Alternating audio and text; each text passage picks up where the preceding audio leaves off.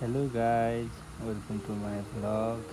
आज चाहिँ हामी बिहानै उठिकन टक्क नुहाइधुवाइ गरेर मनोकामना दर्शनको लागि आएको।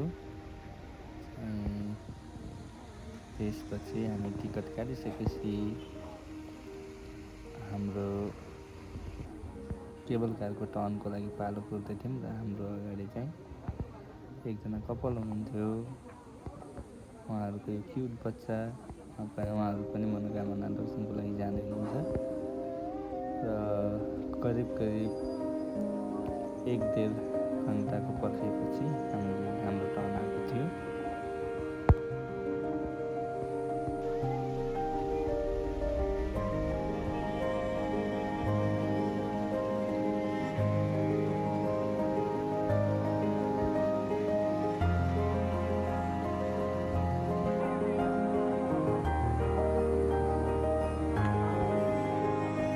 अब चाहिँ हामी हाम्रो पालो कुर्दा कुर्दै हामी भित्रपट्टि आइसकेका छौँ।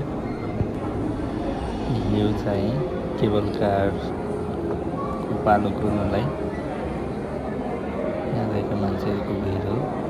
आज चाहिँ अन्तिम दिन भएकोले यहाँ धेरैजना मान्छेहरूको भिडभाड रहेको छ, हजुरहरूले देख्न सक्नुहुन्छ।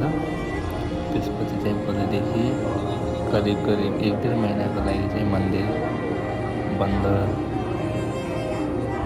हुन्छ भन्ने कुरा हामीले जानकारी पाएका थियौँ।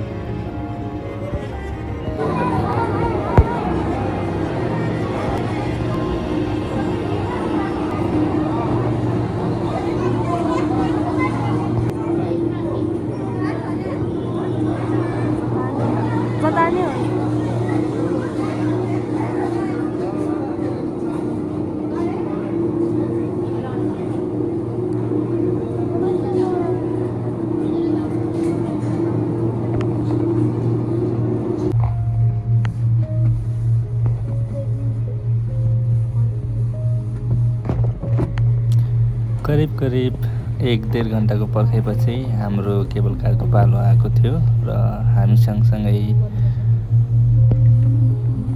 भक्तपुर र काठमाडौँबाट मनोकामना दर्शन गर्नको लागि आउनुभएका श्रद्धालुहरू पनि हुनुहुन्थ्यो र यसैबिच हाम्रो केबल कारमा भएको गफगाफहरू सुन्नमा है त।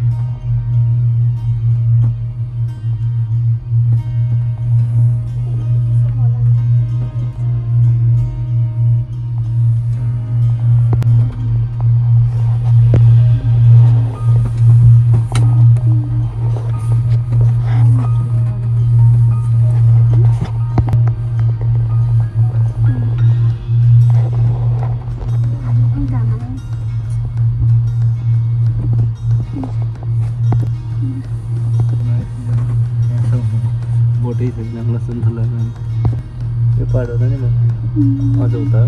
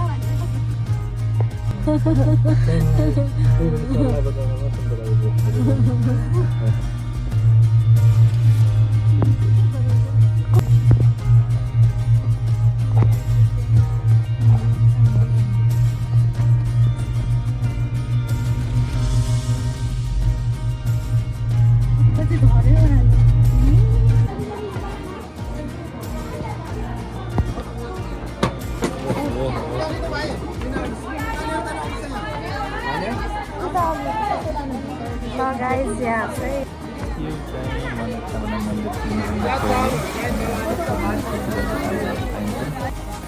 दृश्य मनोकामना बजार नै भनिन्छ।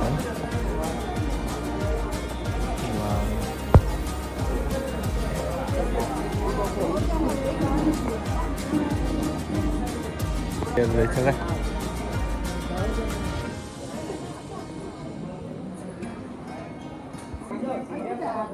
कति रुपियाँ केजी हो दिदी?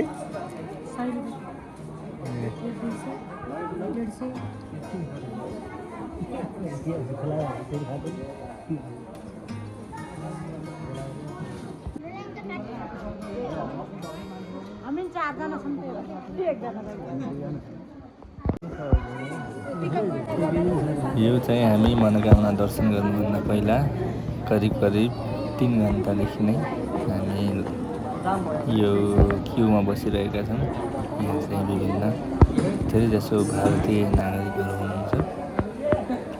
यस्तो छ अवस्था, करिब 3 घन्टा 3.5 घन्टाको पर्खाइपछिको अवस्था। हेर्नुहोस् साथीहरू,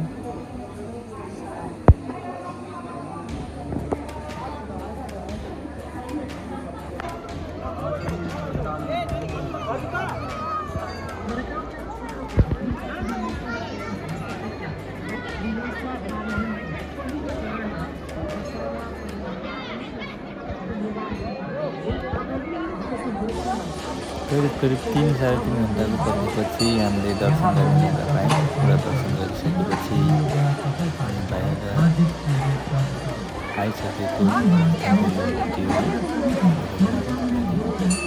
सुन्दर मनोकामना माताको मन्दिर र यसको उत्तरपट्टि चाहिँ अति नै मनोरम दृश्यहरू देख्ने गर्छ।